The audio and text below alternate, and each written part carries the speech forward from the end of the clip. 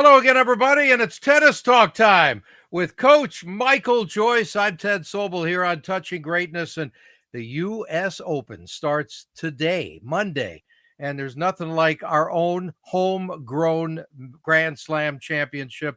Michael, welcome back. How's it going out there? It's got to be crazy busy for you. Yeah. Thanks for having me. Opening day today. It's all the hustle bustle. I mean, this year they had this week before the qualifying week. They called it Fan Appreciation Week or something. So Okay, it's been kind of crowded every day, right, honestly. But there's nothing like that first day, especially when main draw is starting, and you right. could see it. You could see the all the excitement. Yeah. Well, I've known Michael for a handful of decades because he used to play out of Santa Monica at UCLA in our great tournament, which ended now. I think it's 11 years since we've had it, which is absolutely hard to believe. How great was Unbelievable. that tournament, though? Under the Uh, under the legends, the Kramers. yes. Yeah, I mean, I keep hearing little rumors they might get something back because Really, I you're know, the you're the one who's hearing it. I haven't heard yeah. anything. I mean, I don't know if it'll be like at UCLA and the same, but Right. I think because we lost also a lot of big women's tournaments. Yes, we Like did. Manhattan Beach, and then they moved to Carson, and then you had Yep. the UCLA. So, I mean, I think they'll eventually get something back there. I mean, it's such a big tennis community, and it's sad for me because that was definitely one of my favorite tournaments, and it really really kind of helped put me on the map out there in Southern Cal. Absolutely. But now you're a Floridian, whether you like it or not. Exactly, right. You're in the tennis world, though. That's pretty much where everything is, right? Yeah, I mean, California, the two biggest is California and Yeah, of Florida. course, of There's no course. doubt. But I mean, I would say the area I'm in, like Delray Beach, Boca, it's pretty hard to beat. You have like about 8 to 10 really big academies out there. A lot of players from South America and Europe, they like to go to Florida because it's a little closer than the West Coast. I find the West Coast, you have a lot of like Asian players because it's Right. closer to, Japan and China and stuff. But I mean, both places are good, but plus the heat and humidity in Florida, if you can do well there, you can. I mean, if you can get through those summers and train through that, you can play pretty much anywhere. So, Yeah. my wife, I think my wife and my daughter like it a little more than I do. I miss the California weather, and I miss the beaches and the mountains and stuff like that. But it's good for tennis, no doubt. Yeah, and it's good for your career. I mean, you got to be around the Yeah. you're not, but you got Ashlyn Krueger now. Now let's talk about her. She's 20 years old. She's out of Texas. How did you guys get started together? Yeah, it's a funny story actually. I met her I think when she was like 15 or 16. Well, she might have just turned 16 because it was right during the pandemic. And Okay. so I met her because I was on the tour. I was working with this player named Tamea Babos, and she was number one in doubles, and she was maybe like 60 in singles. And I had been with her for a year and a half, and I was out at Indian Wells with her when the pandemic hit, and that was Yep. that big story how they decided to cancel the tournament. So yeah, I ended up going back home to Florida, and then basically 2 weeks turned into 6 months, right? So Wow. um, during that period of time, the first month or two, I wasn't really working much at all because I was just waiting for the tour to start up again. And then I got a call from a college coach from the University of South Carolina, and he's like, "I have this young girl. Her name is Sarah Hamner, and she's Okay. going to be starting like in a year." And we gave her a full scholarship, really good player, and it'd be great if you could work with her some while you're because she's basically a neighbor. So I started working with her for about a month or two, and it so happened that she was best friends with Ashlyn. And Oh, so Ashlyn, being from Texas, they shut down some clubs, and she was having trouble finding places to practice. And Florida was one of the last places to kind of shut down. So she came to visit Sarah for like a month, and then practice and play, and that's how I got to meet her. And and then between Sarah and her, Sarah was 17, she was 16. That's how the relationship kind of started. And then ultimately, I ended up going to USTA for 2 years, where I worked with okay. Ashlyn and took her to junior French Open and Wimbledon and a lot of the junior tournaments. And so we developed a good relationship then. And then now it's carried into, she's up 55 in the world in the pros. So it's been a pretty good rise, and we know each other well. And I'm hoping she'll turn out to be like Maria or Jesse or one of those players I worked with. Right, exactly. We were going to say that you work with Maria Sharapova for 7 years, Jessica Pegula for what, a couple of years? No, Jesse even longer, like 8 years. Oh, I was that long. Yeah. Okay, I'm sorry. Yeah. No, it was a Okay, long time. We started when she was 16, yeah, stopped when she was about got her. 24. Yeah. Okay, So so now look at Jessie now, where she is now. What got her over the top to become as elite as she become? Because there was a while yeah, she was just sort of in like, oh, I don't want to say cruise mode because she was still sure. outstanding, but now she's like, Right. well, maybe the best there is outside of Coco, right? In the Yeah, States. for sure. I mean, I think a tennis career is pretty long. Yes, hopefully. It's pretty long, and sometimes the what do they call it? Like late developers in a way. Yep. I think sometimes they sometimes even do better because they struggle maybe a lot when they're younger and they spend a lot of time going through the smaller tournaments and working their way up. It was interesting with Jessie. I think she matured a lot, like Okay. mentally. She was always like a really hard worker. She was a good ball striker. She was good, but physically, she had a lot of issues. I mean, the times I was with her, she had a knee surgery, then she had a hip Oh, surgery. She has kind of a body type that she has to be like in phenomenal shape and eat like really well and take care of right. her body really good. Not that she didn't do that before, but it took, I think, a long time to really like that extra maybe 10% to keep her Okay. healthy and then I think probably the biggest thing was the 2 years, let's say, that she was out. When she was 18, she was out for almost a year. And then when she was like 23, 24, she was out for almost a year. I think it Okay. really made her appreciate the competition and getting just being able to play and travel the world. That her outlook on her career probably changed some and matured. And I think that translated into her having some better results and then just you just kind of keep going. Yeah. Confidence is a big thing too, and you realize that you can, if this girl's doing it, why can't I do it? I feel like that's kind of how Jesse, little by little, her confidence raised. And I mean, she was always a good player, but you can improve a lot in tennis in your late 20s. And that's Yeah. it. Especially nowadays with the fitness and the nutrition and they know so much about the body and stuff. You look at Djokovic. I mean, you can play a lot longer than I think we did, let's Yeah. say 25 years ago, just because of all of the sports medicine and Sure. all the Everything stuff about we know. fitness, right? It's Right. all fitness. Right. So there's no reason. I think she's improved a lot in her mid 20s and even going into, I think she's 30 now. So, and I think she's Wow. still improving. So Yeah. I think that's what happened with her. I hear the supposed experts say that Jessie's only drawback is she can't overpower most of the power hitters. She's just really, really good. What do you say to that? Well, people don't realize she hits a very penetrating ball, Okay. a lot deeper and more pace than the average players. It's just not as flashy. You Okay. watch Sabalenka, you watch some of these players who have a huge serve and they're grunting and hitting really hard certain But they're shots. also physically bigger too, though, They're right? physically bigger, right? I mean, Ashlyn knows she's played Jesse quite a bit, and we practiced her the other day, and she hits a very kind of flat ball, kind of like old school Jimmy Connors a little bit. A lot of the Oh, players okay. nowadays hit more spin, and sometimes when you're hitting more spin, it looks like you're hitting the ball a lot harder, but Right. you're actually it's jumping off the court, but it's not like penetrating the court as much. And I think a lot of people can't stand Jesse's ball. She takes the ball Oh, early. She takes the ball early. She can redirect well. So it's not. I've heard that before, and I think they've even talked to her. She doesn't grunt a lot. A lot of the right. players are grunting. She doesn't make really any noise. So it's deceptively tough to beat her, and she has a great return serve. She's always had great eye-hand coordination. She was always a really good ball striker.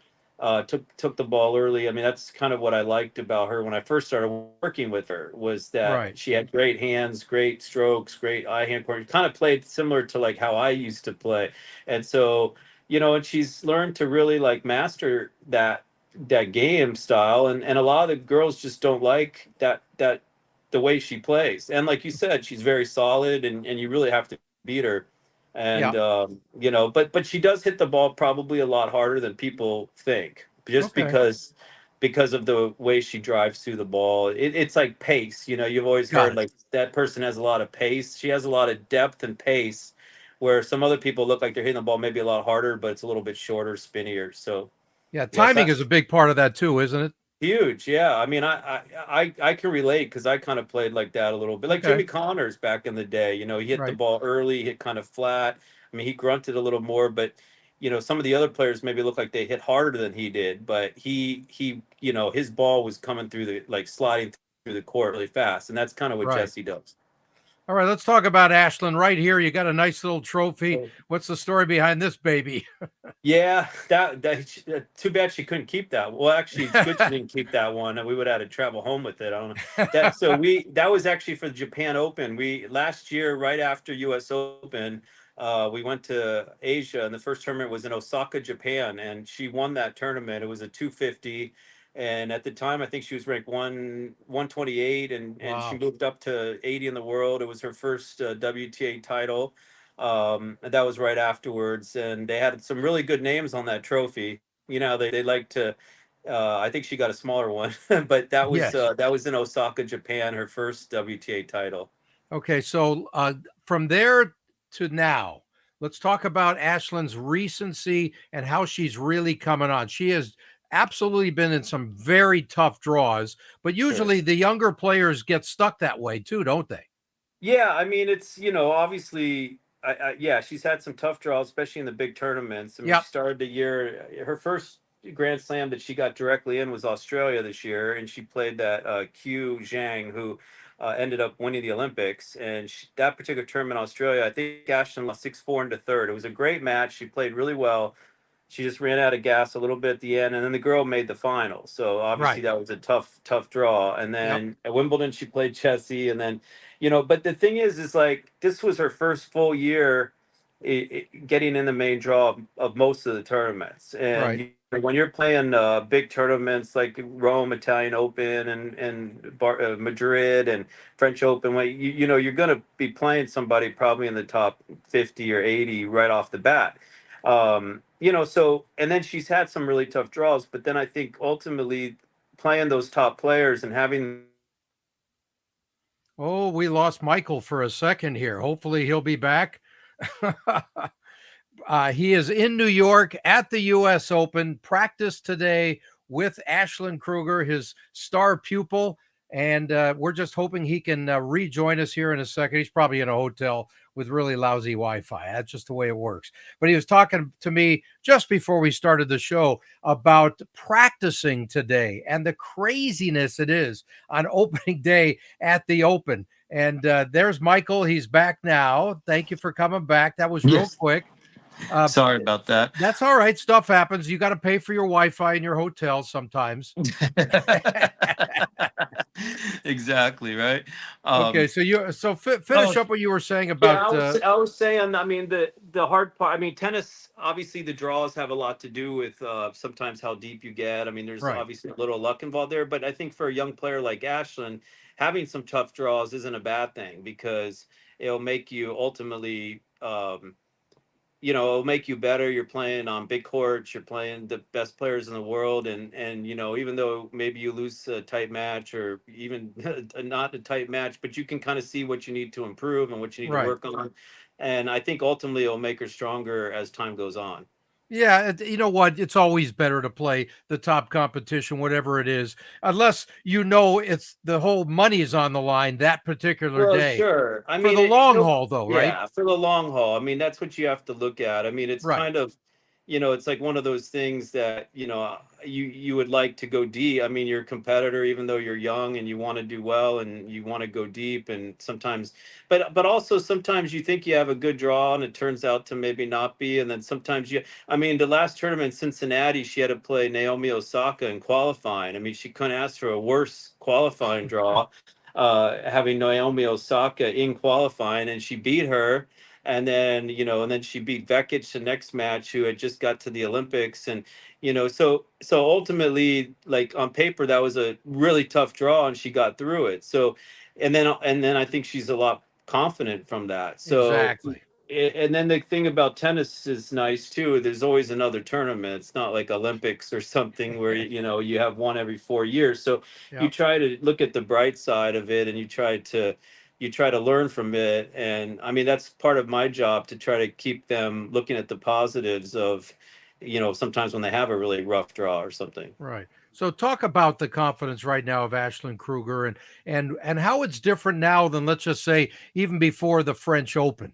Sure. I mean, I think with a young player, I think with a young player, especially on their way up, when you play these top players, especially in matches, like in tournaments, because I've seen her practice with some top players, and in practice she can beat them or play right with them.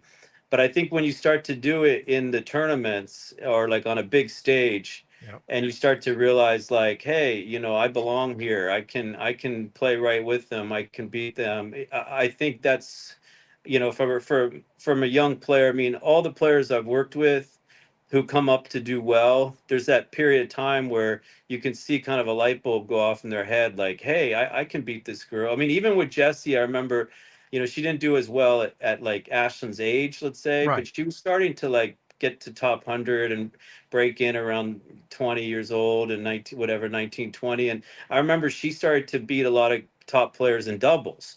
And Okay. even though it was doubles, it made her feel like, I remember she beat Yankovic, was like number one or number two. Remember Yelena Yeah. Yankovic? Yeah. And she beat Yankovic in doubles. And then she came off, and you could tell, like, she was like, hey, and then she played Yankovic in singles a couple weeks later and lost in 3 sets, right? Or like Coco Vandeweghe. I remember her losing really bad to Coco Vandeweghe, and then she ended up beating her in doubles a couple of weeks later, and then they played in singles a month later, and she beat her in singles then. And I really Wow. felt like, because she beat her in doubles, it kind of made her feel like, I can beat this girl, I can play with this girl. Plus you see their weapons, you see their shots. And I think that's really, especially for women, I think that's huge. I mean, it's big for men as well, but I Right. think men have a little bit of like a mentality, like, bring on the best, I can beat the Right. best, I'm gonna. Yeah, and then if they lose, it's like, oh, I want to play them again. Women kind of sometimes, I feel like, have to like prove to themselves that they can do it in a way, kind of. And then once they do, I see that kind of confidence grow. Right. Now, how about the confidence today? You practiced today with Ashlyn, and what was it like? Was it a little different than the other slams, for example? I mean, she's played. I mean, one cool thing about being here is she got a wild card into U.S. Open like 3 years ago when she won the girls' nationals, Okay. the 18s, and so I was with her then, and she played her U.S. Open, her first U.S. Open. She lost in 3 sets, and that was kind of a big deal. Like, you're a junior and you win the nationals, you get a wild card. So now I feel like, and then the year after that, I think she qualified, and then last year she got a wild card. So she's directly in on her own, which helps a lot, because Sure. you deserve to be there. She kind of, it's probably, yeah, her third or fourth year playing now, so everything's not such a big surprise. Yeah. Just gonna probably she'll probably feel a little nervous and some pressure early in the match, just because it's US Open, and as Americans it's our Sure. slam. And so, but I think again, playing every week and playing in big matches and playing on TV and big stages, I think she'll be able to shake those nerves off pretty quick, much more than maybe in the past. And that's part of the experience of being out there. Right. So here I have Swiatek's quarter draw, and Ashlyn's in there. What's her first opponent like? Yeah, it's interesting. She played doubles with her in Oh, Nottingham this year, so we know her okay. well. Yeah, she's kind of a veteran. I think she's 35 or something. She was Exactly. top 30 for many years. She's a really good player. She had some injuries, so she hasn't been playing like a ton of singles, like she did 2, 3 years ago. But she's a very solid opponent. And I mean, I think if Ashton plays like she can play, and she serves well and plays, solid, I mean, there's not going to be any secrets out there. They've practiced together a Right. ton of times. So I think a lot of it's going to be the execution. Hopefully, the girl, her opponent hasn't played like a ton of singles matches. Yeah. So even if she comes out playing really well or stuff, I mean, we talked a little bit about, like, she's going to have to do it for a full 2 sets, which Yeah. hopefully is tough for her. But I mean, that's why you play the matches, right? I mean, anything can happen. And I think going into the match, kind of like a favorite, Ashton being like a favorite, will probably in some ways put a little bit of pressure on her, but that's also like a good thing. That means Yeah, that it's a she's good been doing pressure. well. Right. It's a good pressure. So, I'm excited about it. And I know if she can get her teeth into the tournament, she can do some damage. Yeah, I read a little something on Zhang, her opponent, that she's a Grand Slam doubles champ. Yeah, I think they won U.S. Open a few years ago. She's a very good doubles player. She's good. I mean, obviously, she had many good years in singles as Yep. well. Yep. She's a solid off both sides. She's a really good competitor. Probably doesn't move as well as she did maybe 5 years ago, which is probably why she's not top 30 in the world still. So that's probably something that's probably one of the things that Ashton can pick on Yep. and try to get her on the run and moving and defending, and if Ashton's playing well. But I mean, listen, she's obviously had a lot of experience. She knows Ashton's game well as well, also. So it's going to be I'm sure it's going to be tough and competitive. But if Ashton relaxes and goes out there, plays a game, I think she has a good shot. I was going to ask you, without giving out any secrets in the match, is this something where you do a lot of coaching as far as how to play the opponent, or she knows her so well that you do very little of that? Well, it's everybody's different. I mean, I think Ashlyn's the Okay. type of player. Ashlyn's the type of player. Like, obviously, she needs.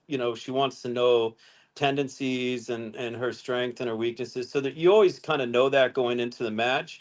But you got to be careful not to like take yourself out of your weapons and your game. That's Yeah. always something that a lot of players kind of, I think, make that mistake that they're so concerned about the opponent and what they do that they forget to kind of Right. execute what you do. So that's always a tricky balance. Don't overthink it too. Is that part of it? Yeah, you don't want to overthink it. You don't want to. I mean, it's. I mean, I could talk about that all day. It's a fine line. I mean, Right. you could, because especially nowadays with there's a lot of like match analysis and I mean, when I was playing, we used to watch tape or watch video and stuff, but you didn't. Now with all the computers and everything, I mean, you can find out where your opponents hit every single serve for the last like 5 years, right? Yeah. So I mean, and so you could say, oh, 70% of the time they serve to the backhand in the ad court, and now it's like break point, and you have to kind of that's where they like to serve, but you can't just guess there because then it affects your whole return And they game. also know that And you that's know. exactly, and that's always the tricky balance. Or Right. like if you have if your favorite, forehand is cross court and it's an amazing shot, but it goes into the person's strength. What you're not going to hit your best shot because it goes into the strength. Of course not, right? So Yeah. there's always that tricky balance. I think some people maybe get too much into like how the opponent plays. I think if there's a glaring weakness or you know I mean, I don't want to throw people under the bus, but obviously, like Coco Gauff, everybody knows like her forehand's weaker than her backhand, and it's Of probably course. her biggest weakness, and the whole world talks about it. But she Right. also wins a ton of matches, so it's not you can't just hit every ball to her forehand, right? So, Exactly. I mean, that's a perfect example. And I think that's where a player, a smart player, and hopefully like a coach helps the player like find that balance of playing your game, but also no tendencies of like Right. maybe where people like to hit or on big points they like to do this, and so you need to know tendencies, but you can't take away from what you're trying to accomplish and what you're trying to do. Right. We know a lot of players have no interest in looking at their draw. They just Yeah, want to know, who am I playing tomorrow, right?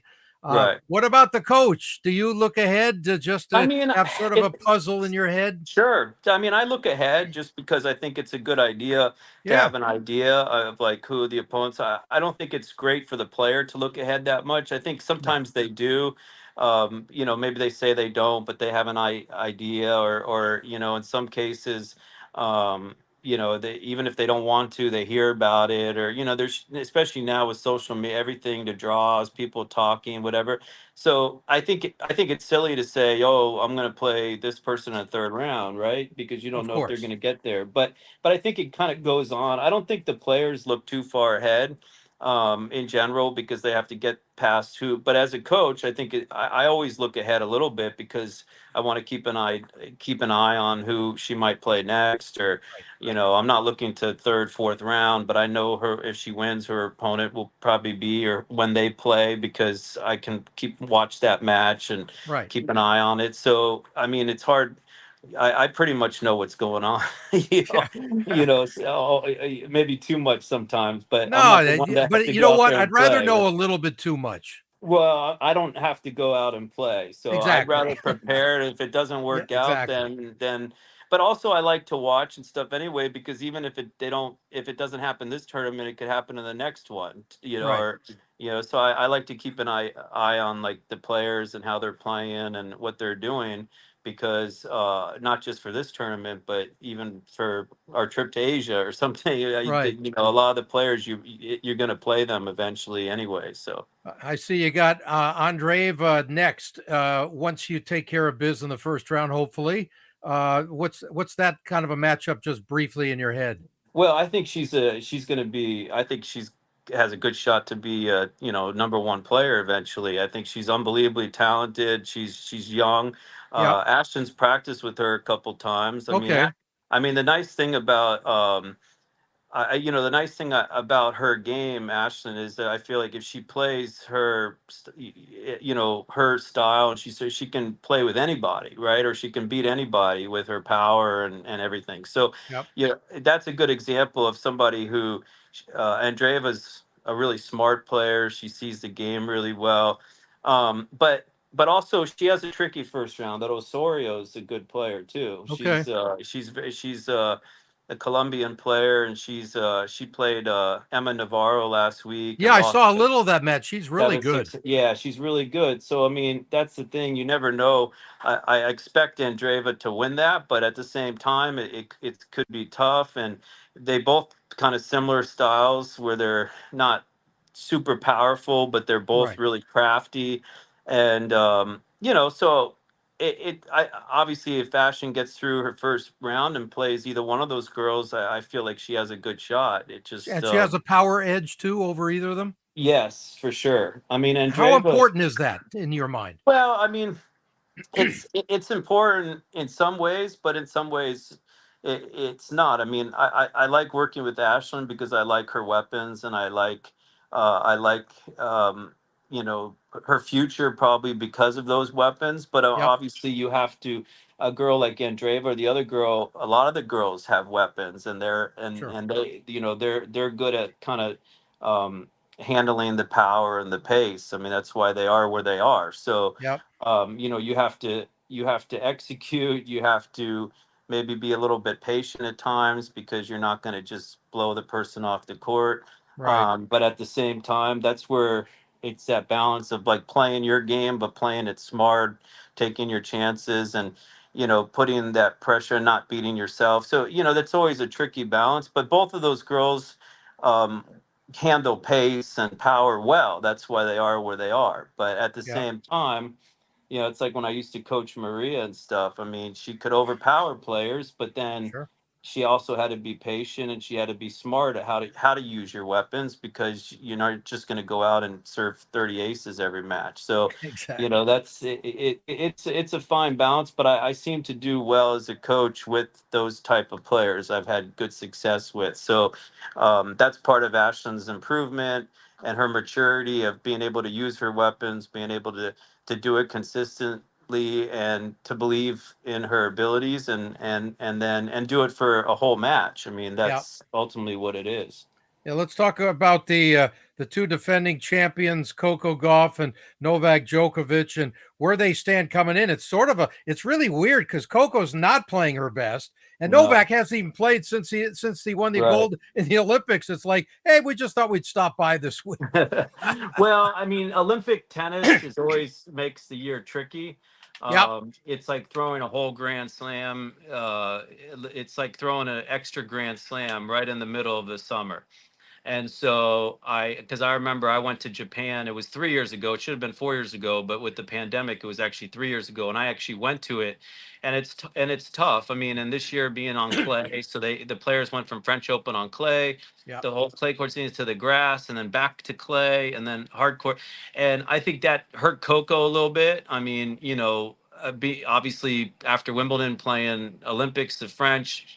Yeah. I was in Toronto and Cincinnati where she lost early in both tournaments, and she went straight to Toronto from Olympics and being in Europe for 2 months. So I wasn't totally surprised that she seemed kind of burned out a little bit, and Yeah. and mentally losing early in Cincinnati in some ways maybe helped her. Okay. I think she probably played pretty good today. She won pretty easy against a good player. Right. So maybe, it kind of got those losses out of her system. Listen, Right. Coco's a really tough out. I mean, she's the same age as Ashlyn. She's still 20 years old. She's young. Right. She won US Open last year. She's an unbelievable competitor, unbelievable athlete, but the best athlete we have in tennis for women, for sure. And she's an incredibly tough out. So, but to kind of lose it a little bit, like she did in Cincinnati and Toronto, it just shows how mentally tough she is, and how that it was like such a surprise to people that she was Yeah. that kind of like that, right? Which again, people forget she's 20 years old. She's had Of all the course. success, 2 3. So I think it could actually help her for here. I'm not surprised that she went out and played good, especially getting that first match. And what a lot of people don't realize too, when you win a slam or you have a lot of points, like last year she won US Open, but she won Cincinnati, she won DC, she had a lot of points. Defending those points and stuff are hard. Yeah. When you win No a doubt. tournament, I don't care where you are in the rankings, if you have a really good tournament and then the tournament comes back the next year and you're going to be losing these points, and you could be ranked number 5, and if you lose it you're number 15, or if you're Yeah. 30 and you're going to drop to 70, that no matter what you try to put it out of your mind, it's in the back of your mind, so that adds pressure. Yeah. I think getting through the match today, I think she's going to be dangerous. She's won a lot on that court. She knows that. So I mean, I'm not going to put her as like a favorite to win the tournament, but I wouldn't be surprised for her to have another deep run. Right. By the way, and the favorite is Sabalenka. Do you think that is the fair assessment by the odds makers? Because she's coming in as sharp as can be, and obviously she is one tough customer, Yeah, and for sure, for coming off sure. 2 straight years where she probably thinks I should have won this damn thing. Sure.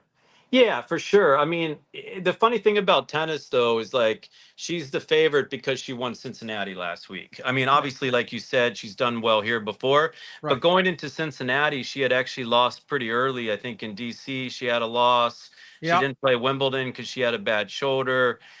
French Open, so going into Cincinnati, you would have said that she was kind of in a slump and struggling, but then she wins Cincinnati and now she's the favorite. But that's tennis for you. It changes fast, right? And so Exactly. she's definitely one of the favorites because she won Cincinnati. She won Australian Open on hard court.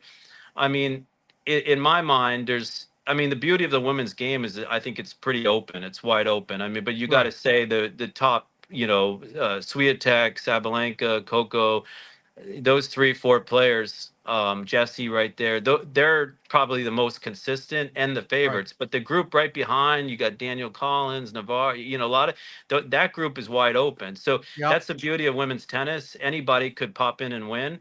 But of course, you'd have to have those girls as the favorite just because of their consistency. Because Ashlyn is tall, do you expect her to fill out even more in the Sabalenka type body type? Because Sure, Sabalenka's so strong, but that sure. I mean, you got to grow into that too. Is Yeah. that part of the plan? I for sure. I mean, she's working. Actually, probably helped her some this summer after Wimbledon. We were in Europe for so long, for those 2.5 months almost. Yes. She took we both kind of took a little break. I went home for a couple weeks. She went back to Texas and did a good 2 3 weeks of really hard physical stuff. She gained a little bit of muscle, and I mean that's the hard part in tennis too. It's a year-round sport. I mean, Right. we have maybe 8 weeks in December, November, December, where they call off season, where everybody kind of focuses on their fitness and Yep. does more fitness stuff. But throughout the year, you're constantly building, but also during tournaments, there's not that much you can do, so it Right. takes time. And then you got to be careful. You don't want to like do so much physical that you get an injury and that you put yourself out. So I was looking actually at some result like about 5 years ago. I think I was coaching Joanna Conta, Yeah. and she played. It was really interesting for me to see. Actually, I remember her losing to Sabalenka in Cincinnati, and I was looking it up to make sure like I had it right in my head. And what was interesting is Sabalenka is 25 years old, and she when Sabalenka beat Konta, Sabalenka at the time was ranked about 80 or 70, similar like Wow. Ashlyn. And I remember Konta had match points and lost, and I was like, oh, this girl's going to be really good. She was a little wild, and she reminded me a little bit of how Ashlyn is now, right? Oh, okay. And that was kind of like a breakthrough for her. I think she made the finals there, and then within like the next year, same like Rybakina is another one similar. Yeah. So because of Ashlyn's body type, she's a great athlete. She's tall, like you said. She's getting stronger, but it's I think she can make big improvements in that in the next couple of years, which Right. will ultimately probably really help her and make her hopefully a good top 10 threat.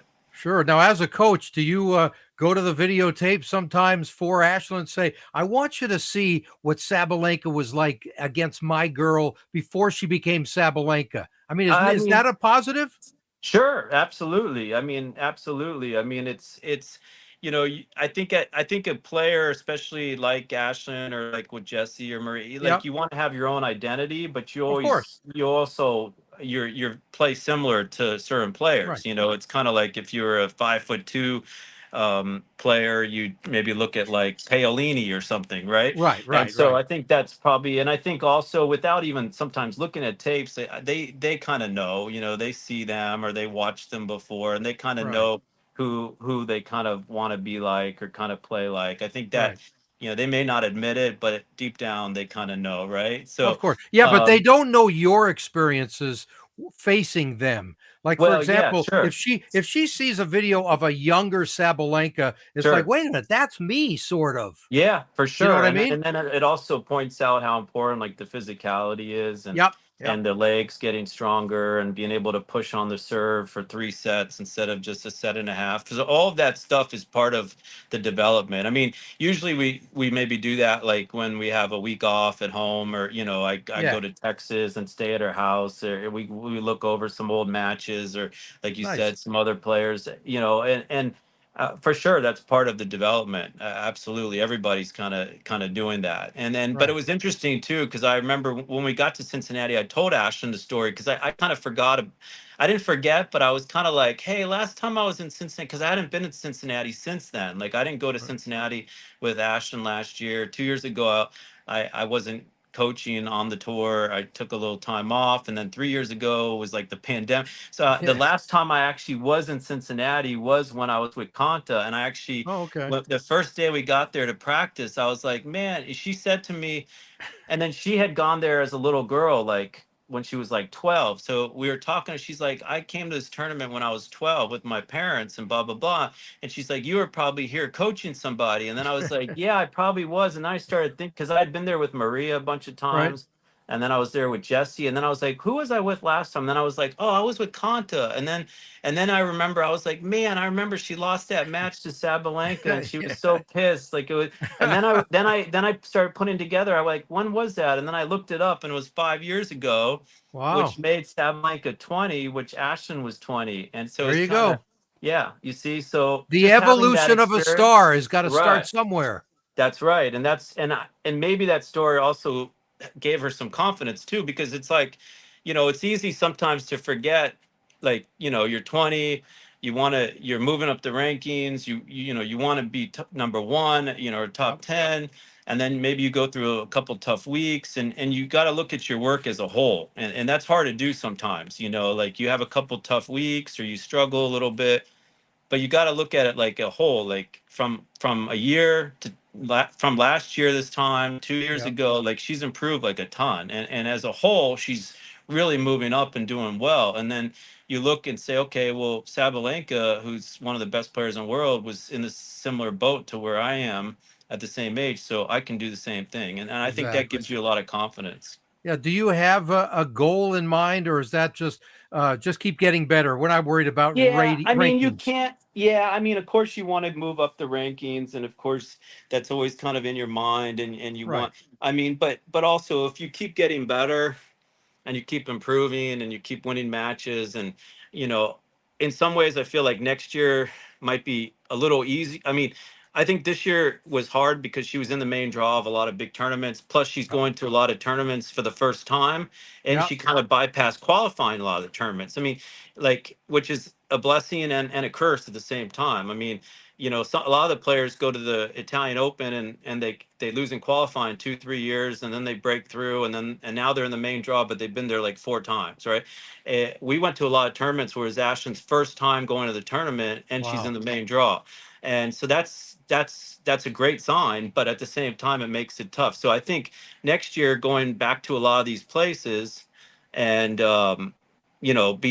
being in obviously the main draw again, ranked higher, but going back a second time and kind of knowing what to expect, kind of the surfaces, the time to, maybe make a few adjustments. Maybe next year he won't stay in Europe for 2.5 straight months. Maybe we'll go Yeah. back for a week or two. Little things like that can make a Sure. big difference. But Oh, absolutely. again, you have to kind of go through it sometimes. I mean, I give my opinion, and I try to, um, I know Ashton well. I try to give, intercept things that could pop up, but also a lot of times you don't really know how somebody's going to react, or you don't know what's better for somebody until that person goes through it. So Yep. that's having the experience of going to a lot of these places the second, third year instead of the first year.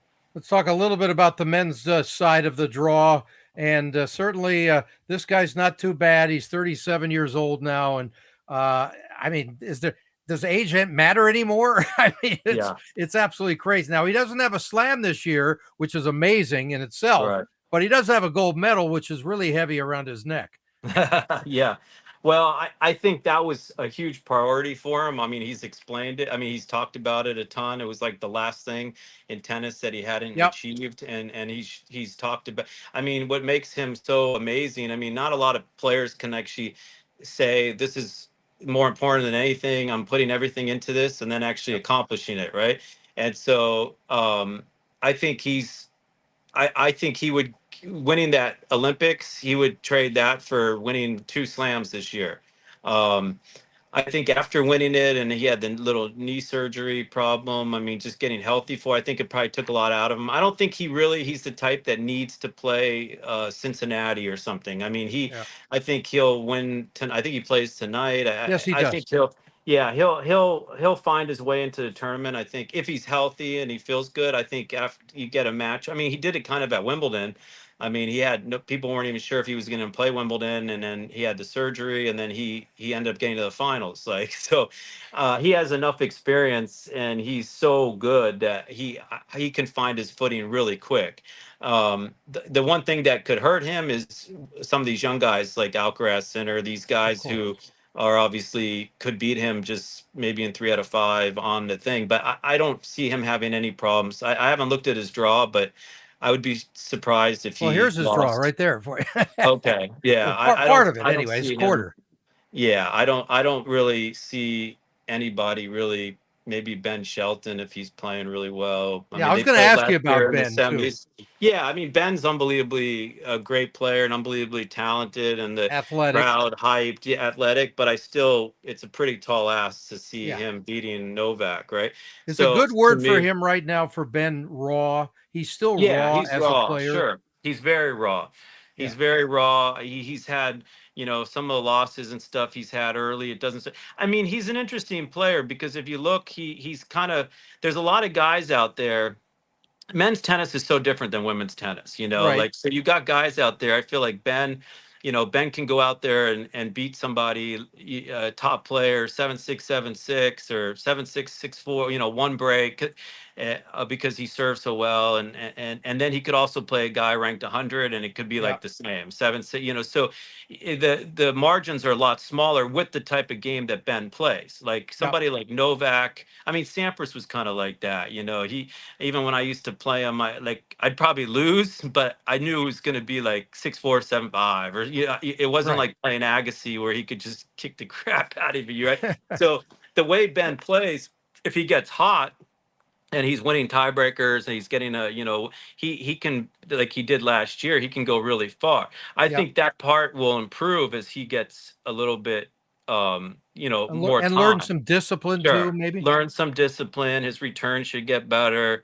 You know, that type of stuff I think will improve, but Yep. he's not at the point right now where he can go like lockdown mode and, beat somebody 6-2, 6-1, 6-1. Right. Right. And so, in grand slams and 3 out of 5, having to do that, having that ability to do that helps you, I think, win the slams, like Sinner did. If you look, Alcaraz can do that. Djokovic, obviously, Yep. I think because it probably takes a lot out of him winning like a 5-set match really close. But also having the ability with his weapons but on a given day, he can go out there and play somebody super close. So I think he's a couple years away from Yep. winning a slam, but I do think I think he has the game to do that for Yeah, sure. and he's got a dad as a coach too. And by the way, Love his his dad. dad, do you know him well? Love his dad. Yeah, he played. He's a few years older than me, I but I know played he played doubles at with him. UCLA one year. That I Yeah, he remember was a him. good player. I practiced with him a million times. He Oh, played okay. doubles with him. He had a huge serve himself. He was a Okay. lot different than Ben. Ben's more flashy. Right. Brian was a little more, reserved and stuff. But obviously he was a great college coach. He also, he helped develop Ben, and he's a good guy. And they know what they're doing. And Ben's a great athlete too, which Yeah, goes really far. exactly. Yeah. Exactly. So when I mentioned the name Alcaraz, though, what does that mean to you? What has this kid done in a short period of time that very few have ever done?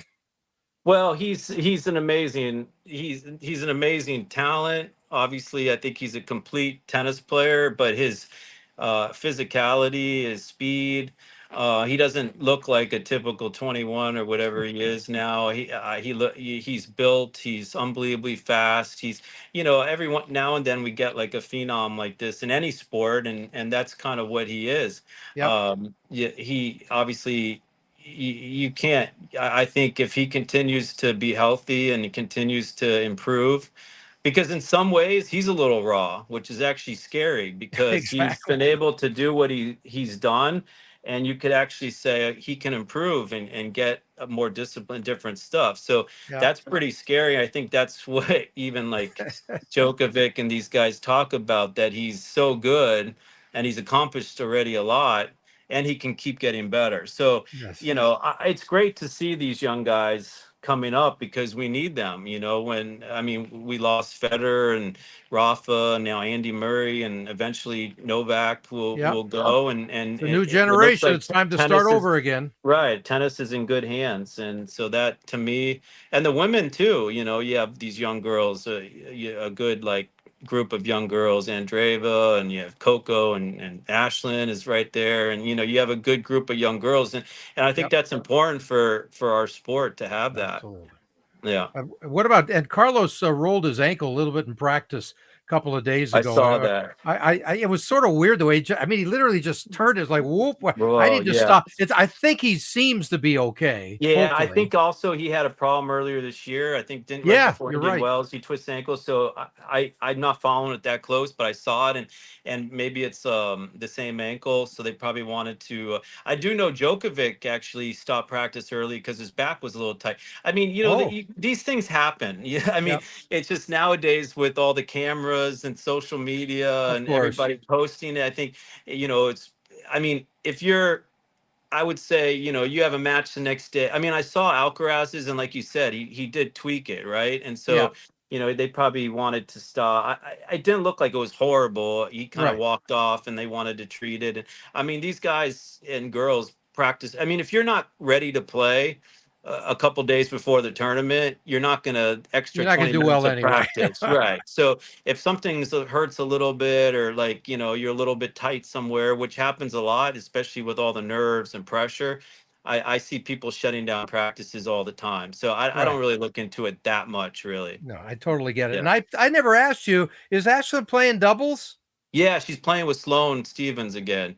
They've Okay, but played. I've seen Yeah, there this you picture go. before. Right, They're right. pretty good. Yeah, they had a good win in Charleston this year. I mean, Sloane hasn't played like a ton of doubles in her career. Right, And then earlier this year, they played a couple times because it was like the only person that Ashton could get in with because Sloane and her could get a wild card, and Sloane being Sloane being her name and a champion and, sure, and everything. So, and then they had success, and then Sloane was been really nice to her, and they get great. along really well. So, and they enjoy playing together. So they're playing here at the Open, and they're both excited about it. Yeah. That's fun. That's fun. Is that, what do we know about their draw? I didn't even look at the doubles draw. Yeah, I looked at it. They have it tough. They play like Tormo and Buskova, like they're seeded 12 or something. But also, women's doubles is pretty it's pretty wide open if they're playing well. Again, I think I've seen Ashton beat a couple of the top teams with different partners, and it's pretty wide open. I mean, I love Ashton playing the doubles 'cause I think it's really good for her development and her game, and it gives her extra Absolutely. matches. And again, you want to do well, but it's not like as much pressure, let's say, as the singles is. It's kind of In like a a way, bonus that's also a sometimes. good thing. You're in a Yeah, for slam, but sure, for less sure. pressure, and you're Right. gaining a lot of Exactly. experience. That's why I think it's really good for them. Yeah, that's great. What about like coming to the net and the volleying play that is not quite the way it used to be? Obviously, how much Yeah, does doubles help that when for she needs it? sure. Yeah, I mean that's why I think also it's really good for Ashton's game because she's Yep. really good at the net and she's a tall girl and Okay. sometimes maybe she doesn't use it as much as she should. Right. And obviously the more doubles she plays, it's like practice for that. And sometimes in doubles she forgets to use it as much as she should Okay. too. So, and sometimes when she plays with Sloane, Sloane's more of like a baseliner and has good lobs and touch and so Ashton has to play really aggressive for them to play well. So I kind of Right. don't mind playing with Sloane because it actually forces her to do the right stuff. And then when she does the right stuff, then they complement each other really well. Good. Couple more things. Yeah. It's Danielle Collins' last stand, right? Right. She's leaving the game, and she's having an unbelievable year if it wasn't for a couple of injuries. Yeah, yeah. I mean, I've always been a fan of Danielle, tennis player. I mean, she's a fighter. She's a great player. Not surprised to see her do as well as she has this Sure. year because I've known sometimes I don't know. Sometimes tennis is strange. I mean, maybe when she kind of in her mind and beginning of the year when she made up her mind that this was going to be her last year, and she kind of like partly mentioned her retirement. It might have like loosened her up a little bit. I think that happens a lot. I mean, it's funny when I was even playing, I remember when I kind of stopped, like retired, I remember playing a bunch of like money tournaments, like good competitive money Yep. tournaments. I went to Sweden. I played some of the best tennis of my life as soon as I kind Really? of said I'm finished playing. And I feel like in some ways that maybe happened to her a little bit. And Yeah. it's not, and sometimes all you need is to take pressure off for a couple matches, and then a couple matches turn into a tournament, and then a tournament Yep. turns into another tournament, and then you get that confidence in that role. But Sure. I do feel like that probably had something to do with her big resurgence this year. And obviously it shows you a lot of times like how important the mental side is Oh, because absolutely. obviously at her age and how much she's played over the years, I don't think she's made like huge changes to her game or anything like that. Just again, like that belief and that confidence and all those things we hear all the time, that goes really far in a sport like tennis when the when players are so close. Yeah. 10% could be the difference between being 30 in the world and top 10 in a lot of Right. situations, especially in the women. So um, she's a great player. Her game kind of runs on confidence. She's a powerful, takes, goes for her shots and everything. Right. So Right. once she got on a roll in Miami, that's kind of where it started. And she won that tournament. And then she Yep. went right into, we were in Charleston. And I remember even thinking she might not play because she had just won the Miami tournament. And then she had to go to Charleston on clay, which was starting in like 2 days. And I actually was thinking she probably won't play. And then she came there. and then she just like didn't even have practice on clay and played the same way as Miami and just blew it, and won that, and then it just Right. started rolling. So that's a good example of how a shift in your mindset can really like spark everything. And then you Yep. get physically better because you're playing a ton of matches, and then injuries don't come because you're relaxed and you're winning, and it kind of like snowballs. And so Yep.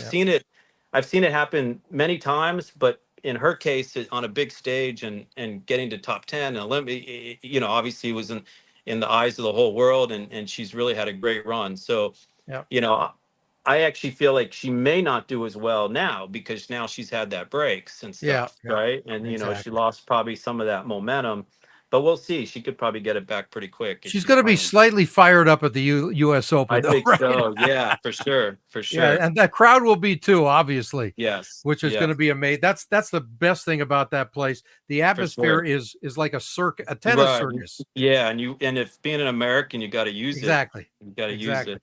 We're only down to a couple minutes left. We could spend 20 minutes on this. Just a quick thought on what's going on with Yannick Sinner and Yeah, his non-doping suspension.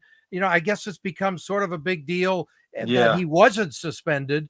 And some right. people are saying he's getting the benefit of the doubt. I don't know. I don't follow it that close. But either way, how tough is it for him to, or is it just it's finally off of my back now and I can just play?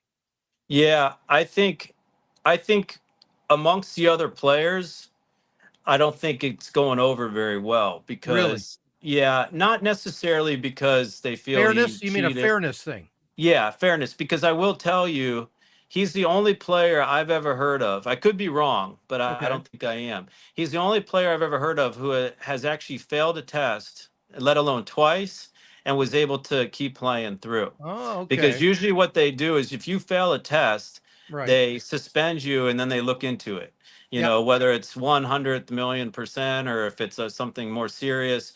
And then usually the player can't play until they figure out like what they did. And a lot of times, I mean, I feel like majority of times the players do end up getting cleared. I mean, like Right. Halep. I mean, even Maria, eventually they Sure. cleared her, Right. Halep and stuff. But during the period of time, they're not usually allowed to play. So I think that's the biggest problem. I don't think people necessarily think that he cheated or Right. tried to cheat and stuff, but I think they don't think it's fair that he was able to continue to play when 99.999 whatever hasn't. So, Right. you know, but So but do also you think the players are believing that if he was 35th in the world and not where he is on top, it would be a different story? That's yeah, their that's why I thoughts. think they have a problem with it. If Right. if it Right. was probably anybody except for Center and Al or Alcaraz or Right. whatever, I think they would be suspended. I mean, I'm almost like 100% sure Yeah. they Whether would. they did it or not, it's Yeah, not even the issue. yeah, That's just the exactly. And then rules. right, that's just the rules. So, Interesting. I that to me, you have like Nick Kyrgios and some of these other people who are like he doesn't believe it at all. He thinks that he cheated, right? Or he this or how can you get a substance in your body from a massage, And so yeah, I Right. mean, you could go on all day. I personally, I don't know him. I don't know his, I think it's crazy to think that him at that point, and especially in his career, that he would risk everything to take something. And Exactly. then what a big thing that people don't talk about is you can pretty much, I mean, this I don't like the rules either. If you get what's called like a TUE, I think it's a TUE. It's like a permission to take a type of medication or something. Okay. If you get that approved, you can take something that wouldn't be allowed for somebody else to take. That's that Oh, big okay. So it's talk like a about doctor's Adderall. note. Yeah, like yeah, exactly. Because you Okay. might have like asthma, Got and it. then you need to take a medication for your asthma, but you have to have the doctor has to approve it, and then the tour has to approve it. So there's Got it. people taking stuff that's technically banned, but since they supposedly need to take it, they can take Yeah. it.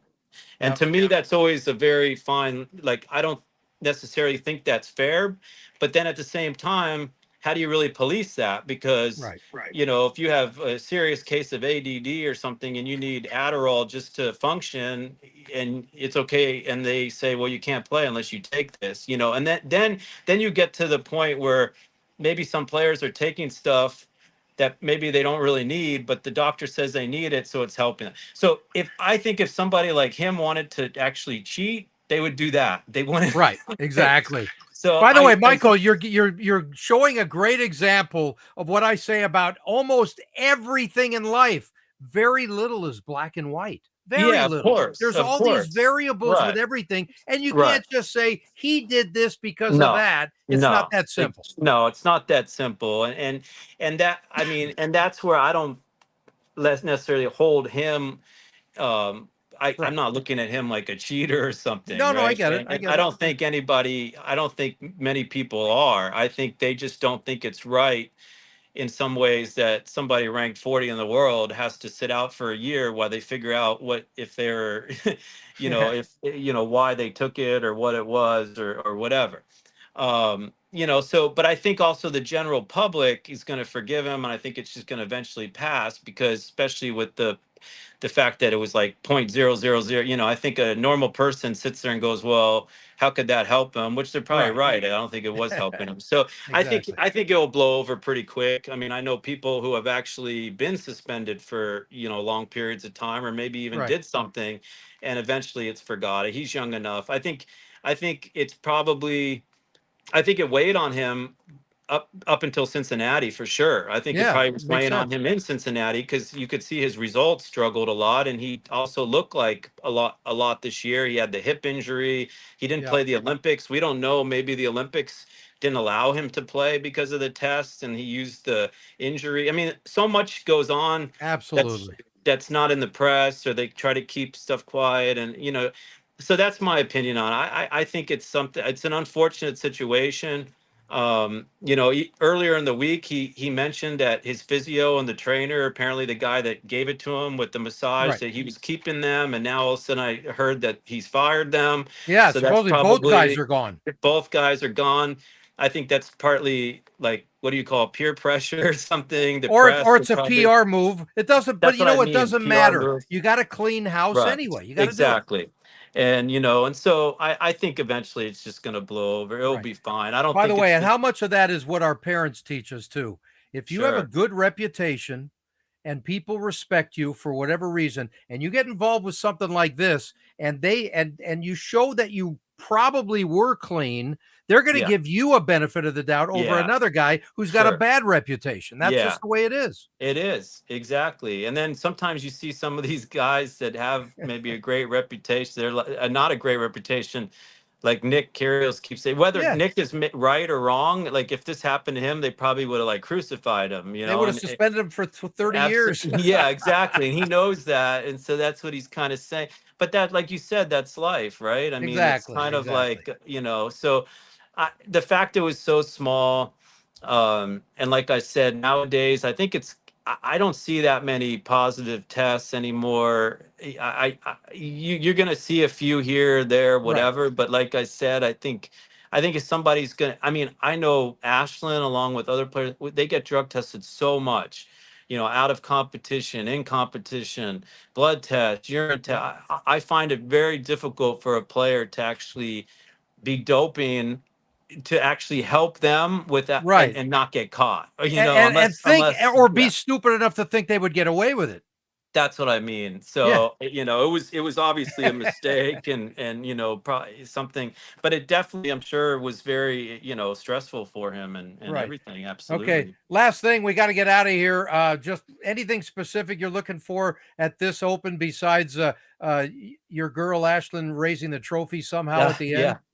Yeah, I mean, one thing, she's only played main draw 4 or 5 times, so to get her first main draw win will be big for her. Yes, absolutely. I mean, I know it's probably in the back of her mind a little bit too, but I'm sitting here thinking, eventually it's going to happen. So, you can't put that much pressure. Everybody wants everything right now, and I think it could happen tomorrow. But if it doesn't, then we'll have another chance in Australia, and then another chance. So that's life for you. So, Right. I that will be exciting to see that. And then obviously, I think it's fun. I mean, I look back at all the years I've been here, and a lot of things have changed, but then a lot of things haven't changed. I mean, it's amazing to think, like, I've been coming to the Open since I was like 16 playing the juniors, and now Right. we're 34 years later, and it's changed a lot, but it's also in a lot of ways it hasn't. So it's just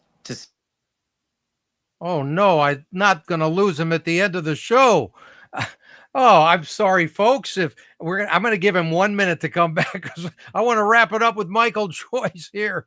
I was going to joke with Michael that in 1991, there he is. He's back. He is back. Hang on a second. I'll put you back on stage. Yeah, I don't know. Again, you got to pay for your Wi-Fi in that hotel, baby.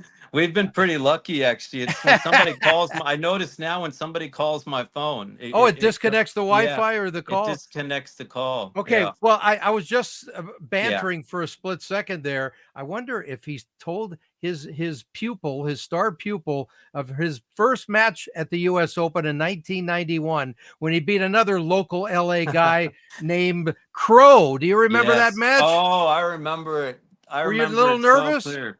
I was unbelievably nervous, and I knew I was going to play him because it's actually a really funny story. If we You have a got to make it second, quick. We only got a yeah. couple minutes. The funny thing about it was, obviously I got a main draw wild card because I won Kalamazoo, and it's very rare for somebody to win Kalamazoo or Nationals win a match.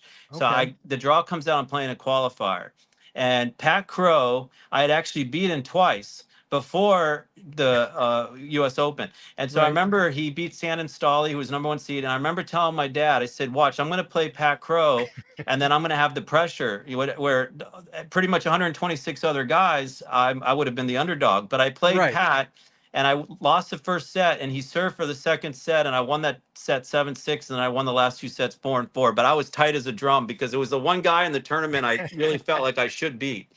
But he Right. was a talented player for sure. Yes, and then 2 years later, you won again in the first Nankin, round. David Nankin.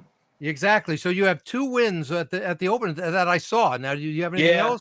Yeah, that year I lost to Courier after I Yes, the next qualified. round and he ended up going to the finals, right? Well, he was #1 when I played him, and I had qualified. I beat David Nankin in 5 sets, and then I Right. played Courier. He was #1. We played on Stadium, and that was a lot of Wow. pressure. Like, I thought, actually, probably in my mind, thought I could win that, and I lost pretty bad. And my whole family came out, and I had stage fright.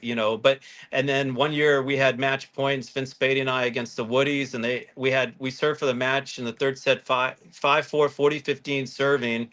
And my partner Vince missed a sitter on top of the net, and they went on to win the tournament. Oh, wow. And I think Unbelievable. I maybe won a couple matches. I didn't do as well in the Open as I did in some of the other slams. I Got don't it. know. I had a couple tough draws, and one year I played it with a bad wrist. I played with one hand backhand Wow. to take my big, like, 10,000 first round prize money. Now it's like 100,000 or Right. So, something. hey, so Carlos, we don't hear about your rolled ankle, okay? Yeah, exactly. Michael's dealt with worse. Give me a That's break. right. That's right. Hey, So, man, I appreciate the listen, time. thank you. Always have fun. Hang on for a real quick second. I just want to thank the viewers out there. It's going to be a great 2 weeks, and if Michael Joyce is going to be smiling at the end of this week, we know there's good stuff with his Ashlyn Krueger. That's for damn sure. Thanks, everybody. Have fun watching the tennis this week.